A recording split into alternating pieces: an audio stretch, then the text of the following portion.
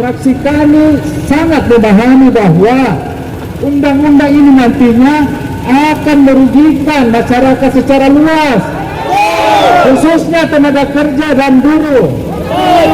Tetapi harus dipahami bahwa lembaga DPR juga adalah penegak konstitusi negara, sehingga kami harus melaporkan ini kepada otoritas tertinggi Partai Demokrat dalam rangka menyusun langkah-langkah apa yang harus dilakukan untuk menggagalkan undang-undang tersebut. Setuju?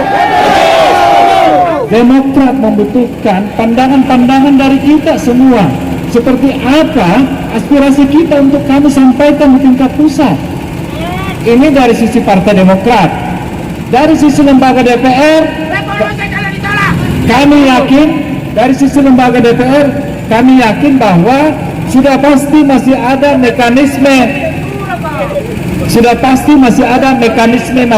yang mungkin cacat hukum. Setuju? Cacat hukum.